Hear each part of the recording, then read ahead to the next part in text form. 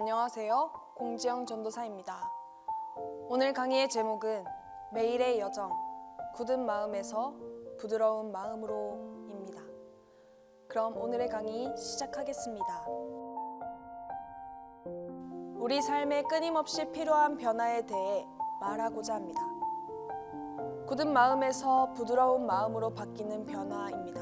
이 변화는 끝나는 것이 아니라 굳은 마음을 부드러운 마음으로 변화시키려는 지속적인 갈망입니다. 우리에게 변화란 어떤 모습일까요? 우리는 어떻게 거기로 부름받았으며 구체적으로 공동체에서 어떻게 변화로 부름받았을까요? 아울러 이 변화 과정을 계속 유지하는 데 도움이 될 만한 구체적인 훈련도 몇 가지 소개하고 싶습니다. 여러분이 변화되는 데 필요한 훈련은 무엇입니까? 여러분은 나도 정말 변화되고 싶은데 방법을 모르겠다라고 말할지도 모릅니다. 그래서 변화의 내용과 방법을 알아야 합니다. 애초에 우리가 원하는 것이 무엇입니까? 목표가 없다면 방법을 이야기하는 것은 모두 무의미합니다. 변화는 성경적 사고 전반에서 아주 핵심적인 주제입니다. 굳은 마음에서 부드러운 마음으로 바뀌는 근본적 변화가 성경 전체를 관통하고 있습니다. 하나님은 너희 마음이 완고하다. 그래서 내가 와서 새 마음을 주노니 너희는 새 마음을 받으라 라고 말씀하십니다. 그래서 이 변화가 무엇인지 살펴보는 것이 중요합니다. 삶에 대한 이런 은유를 통해 어떻게 우리가 계속 변화에 힘써야 하는지를 알 수 있습니다. 우선 우리 마음이 완고해지는 세 가지 방식부터 알아볼 텐데 그중 첫째는 자아를 거부하는 것입니다. 여러분 스스로 물어보세요. 나는 나를 사랑하는가? 자신을 두고 이렇게 말하는 사람이 있습니다. 내가 나인 것이 싫다. 다른 사람이었으면 좋겠다. 저 사람은 훌륭하다. 나도 그랬으면 좋았을 텐데.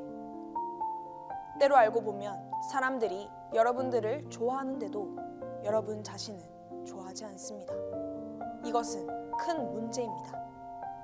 왜 우리는 자신을 호감이 가지 않는 사람으로 규정해 버리는 걸까요? 그렇다고 우리 모든 면이 훌륭하고 이상적이라는 것은 아닙니다. 요지는 우리가 자신의 정체성에 만족하느냐는 것입니다. 대개 완고한 마음은 묘하게도 바로 거기서 싹틉니다. 우리 스스로 자신에게 만족할 줄을 모릅니다. 내 이웃을 내 자신같이 사랑하라 하셨는데 자신을 사랑하지 않으면 그게 어렵습니다. 있는 그대로의 자신의 모습으로 편안하지 않기 때문입니다. 우리는 이렇게 말할 수 있어야 합니다. 나는 나여서 만족한다. 물론 나는 피곤하고 예민하고 불안하고 늘 산만하며 사람들에게 놀림을 받기도 한다. 하지만 그래도 괜찮다. 속으로는 나여서 행복하다. 어떤 때는 놀림을 받아도 그냥 즐겁다. 나의 정체성에 만족하기 때문이다. 제가 이렇게 하는 말이 당장은 여러분들께 분명하게 와닿지 않을 수도 있습니다. 하지만 자신을 사랑하지 않고 속으로 자아를 거부하면 막 여러분 안에 원망이 싹트게 됩니다. 자신을 깊이 존중하지 않으면 스스로 노예처럼 느껴질 수 있습니다. 정체성이 분명하지 않으면 다른 사람들 보기에 자신이 별로 중요하지 않은 존재로 느껴집니다. 나는 괜찮아. 내 나름대로 세상에 기여하는 바가 있어. 라는 느낌이 없다면 금세 원망이 싹트면서 마음이 완고해질 수 있습니다. 알고 보면 이것은 아주 현실적인 문제입니다. 특히 공동체에서 늘 다른 사람들과 더불어 살아갈 때는 더합니다. 공동체에서 여러분들은 마땅히 사람들을 돕고 돌보고 섬겨야 합니다. 그런데 자신을 한심하게 여긴다면 금세 여러분이 도움을 줘야 하는 상대가 여러분을 이래저래 이용하고 조종한다고 느껴집니다. 사실 그 상대는 여러분의 자아상에 맞게 여러분을 대할 뿐입니다. 이 역동을 알아야 합니다. 그렇지 않으면 여러분은 늘 다른 사람들이 달라져야 한다고 우기게 됩니다. 물론 어떤 면에서 그들도 달라져야 하지만 여러분부터 자신을 좋게 보지 않고 정말 자유롭지 못하다면 결국 여러분이 생각하는 대로 됩니다. 사람들은 여러분을 괜찮게 봅니다. 하지만 자신의 내면을 사랑하지 않는 사람은 자아를 거부하는 상태에서 헤어날 수 없습니다. 둘째로, 완고한 마음은 늘 경쟁적입니다. 완고한 마음은 늘 다른 사람들과 경쟁합니다. 또 다른 말로는 비교한다고 말할 수도 있습니다. 우리는 자신을 늘 다른 사람들과 비교합니다. 그러면 당신의 정체성과 자아상은 다른 누군가와의 비교 결과에 크게 의존하게 됩니다. 경쟁심은 우리 사회를 이루는 막강한 기본 요소입니다. 신문을 보면 어떤 것들이 기사로 실릴까요? 특정인이 아주 빠르거나 몹시 흉하다는 것, 스포츠나 연예계의 큰 성공담, 대형 범죄 등입니다. 평범한 삶은 재미가 없어서 기사거리가 못 됩니다. 결국 다른 사람들과 달라서 돋보이는 사람들이 뉴스를 장식하는 것입니다. 서로 같아서는 안 되니 경쟁이 심할 수밖에 없습니다. 우리는 차별화로 승부하려 합니다. 나는 당신과 다르다. 고로 나는 존재한다. 이렇게 여러분들의 삶이 경쟁으로 변한다면 그때부터 나와 그들, 내 것과 너의 것, 그것에 신경이 쓰입니다. 단순한 문제이지만 거기서 헤어나지 못합니다. 그는 얼마나 주목받았으며 거기에 비하면 나는 어떤가. 이렇듯 내 것과 너의 것이 아주 중요해집니다. 재산만 아니라 시간과 주목과 애정에서도 마찬가지입니다. 모두 그에게만 주목하는군. 봉사자인 내가 공동체의 주인공과 함께 나가면 그의 성품이 아름답다며 누구나 그 사람 이야기뿐이야. 내 생각은 누가 해주지? 나는 있으나 마나 한 존재야. 이게 다 경쟁과 상관이 있습니다. 자신이 싸움에서 지고 있다고 느껴지기 때문입니다. 우리의 완고한 마음과 관계 있는 세 번째 질문은 생산성의 문제입니다. 우리는 생산적인 사람이 되려 합니다. 나는 뭔가 결속 있는 걸 생각한다 라고 말하고 싶어 합니다. 이게 내가 이래서 얻은 것이다. 그 결과를 보라. 이때의 결과란 눈으로 볼 수 있는 것입니다. 우리가 사는 세상은 눈으로 확인할 수 있는 결과에 관심이 많습니다. 이것이 바로 완고한 마음입니다. 돈과 그 밖에 겉으로 드러내는 것들이 아주 중요해집니다. 여러분의 재산이나 소유물에 집착하는 건 삶에서 관계의 질이 만족스럽지 않기 때문입니다. 그래서 초점이 돈과 재산과 물건으로 바뀝니다. 이렇듯 속으로 자아를 거부하면 자신이 이용당하는 느낌이 들고 경쟁심은 종종 우리를 내 것과 너의 것에 신경 쓰게 만들며 생산성의 초점은 물질과 돈입니다. 이 세 가지를 보면 알겠지만 이런 역동을 총칭하여 규격화된 삶이라 할 수 있습니다. 반면에 기독교 전체 메시지는 우리는 공동체에 관심이 있다는 것입니다. 공동체는 우선 우리가 사람이라고 하나님께 선택받고 사랑받는 그분의 자녀라고 말합니다. 이것이 기독교 공동체들의 비전의 핵심입니다. 비록 나 자신이 싫을 때가 있을지라도 기본적으로 내가 하나님께 사랑받는 자녀임을 마음 깊이 안다는 뜻입니다. 저는 제 속 사람이 편하다는 것을 알고 있습니다. 하나님이 지으셨기에 저는 좋은 사람입니다. 그래서 그 진리에 합당하게 살아갑니다. 이는 자아를 거부하는 태도의 반대이며 그만큼 중요합니다. 자신이 아름답고 선하고 사랑받는 존재임을 영적으로 내면 깊이 인식하면 여러분 스스로가 이용당한다고 느껴지지 않습니다. 이런 마음이 있는 사람은 자유롭습니다. 남들이 이용할 때도 자유로운 이들은 웃어넘길 때도 있고 상대를 바로 잡아주기도 합니다. 부당한 일 앞에서도 참된 자유를 구사하는 것입니다. 이것이 아주 중요합니다. 이제 우리는 다른 사람들 안에 있는 선을 볼 수 있습니다. 자신이 선하고 복된 존재임을 제대로 아는 사람들이라면 그들 안에서도 똑같은 것을 보는 안목이 있습니다.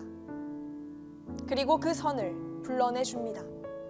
덕분에 여러분들의 선이 여러분들에게 실제이듯 그들의 선도 그들에게 실제가 됩니다. 그리하여 관계가 이루어집니다. 거기까지가 첫 번째입니다. 둘째는 우리가 서로 형제 자매라는 것입니다. 뻔한 말 같지만 경쟁이 심한 세상에서는 이게 별로 뻔하지 않습니다. 경쟁하는 세상에서 우리는 차이점에 초점을 맞추지만 복음이 말하는 것은 경쟁이 아니라 그 반대인 긍휼입니다. 우리의 치유는 기쁨의 근원, 곧 여러분들이 다른 사람들과 다르다는 사실이 아니라 서로 같다는 사실에서 시작됩니다. 이 사실을 깨달으면 영적 여정이 엄청나게 중요해집니다. 이른바 행복은 다분히 거기서 비롯됩니다. 다른 사람들과 약간 달라져서 보상을 받아야 합니다. 하지만 복음과 기독교 세계관의 정신에 따르면 진정한 기쁨은 서로의 차이점이 아닌 동질성에서 비롯됩니다. 그래서 진정한 기쁨이란 서로의 다른 점에 있지 않고 이런 의미에 닮은 점이 있다고 믿습니다. 이것은 엄청난 영적 진리입니다. 인간임을 기뻐하라는 것입니다. 예수님이 인간이 되신 것도 우리를 도와 인간성을 가장 큰 선물로 받아들이게 하시기 위해서입니다. 우리는 다 인간이지만 다 다르게 표현됩니다. 이것을 인정한다면 차이점도 경축할 수 있습니다. 중요한 건 우리가 다 인간이라는 사실이며 하나님은 인류를 사랑하시며 그래서 온 인류를 품에 안으시려고 인간이 되셨습니다. 우리는 서로에게 속한 형제 자매입니다. 긍휼이란 서로 비슷한 부분에서 상대와 함께 있고픈 마음입니다. 치유와 위로와 위안은 바로 거기서 비롯됩니다. 여러분은 저의 형제 또는 자매입니다. 어떤 의미에서 여러분은 곧 저입니다. 그래서 저는 여러분과 함께 있고 싶습니다. 고난과 연약함과 한계 속에 우리가 함께 있으면 거기서 치유가 분출될 것을 믿습니다. 세상은 치유에 전혀 관심이 없고 치료에 집착합니다. 그러나 삶의 기본 소명은 치료가 아닙니다. 왜 그럴까요? 어차피 언젠가는 누구나 죽기 때문입니다. 가장 중요한 일은 치료가 아니라 돌보는 것입니다. 돌봄은 곧 긍휼입니다. 우리가 하는 일도 바로 돌보는 것입니다. 우리는 연약한 모습으로 함께 있으면서 그것이 기쁨과 평화와 소망과 용서와 경축을 낳을 것을 믿습니다. 이 모든 선물이 우리를 치유해 줍니다. 셋째로, 우리는 부모입니다. 하나님이 자녀요, 서로 형제 자매일 뿐 아니라 부모입니다. 즉, 우리 삶의 소명은 생산성이나 성공이 아니라 열매를 맺는 것입니다. 열매는 연약함이 낳는 결과입니다. 사람들이 서로 약한 모습을 내보일 때 열매가 맺힙니다. 권력을 벗고 친밀하게 연합할 때 생육할 수 있습니다. 공동체도 마찬가지입니다. 빙 둘러 모여서 속임수와 가식을 버리고 솔직해질 때 우리는 공동체가 되어 열매를 맺을 수 있습니다. 여러분이 만약 강하기 때문에 권력을 행사하고 남에게 거리를 둔다면 제품을 생산할 수 있고 많은 제품으로 성공과 재물을 얻을 수도 있습니다. 그러나 그런 식으로는 여러분의 삶의 열매가 맺히지 않습니다.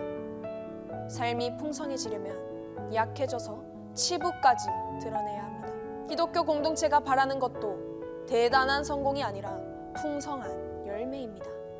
살아남으려면 열매를 맺어야 합니다. 그것이 우리가 살 길입니다. 열매 맺는 공동체가 되려면 우리가 계속 연약한 모습으로 보여야 합니다. 약할 때 열매가 자란다는 걸 믿어야 합니다. 예수님은 열매를 맺으라고 말씀하십니다. 이것이 새로운 마음, 부드러운 마음입니다. 부드러운 마음의 특징은 자아를 거부하는 것이 아니라 수용하는 것, 경쟁이 아니라 긍휼, 생산성이 아니라 참된 열매입니다. 거기서 공동체가 태어납니다. 알고 보면 여러분들은 항상 그 중간에 어디쯤에 있습니다.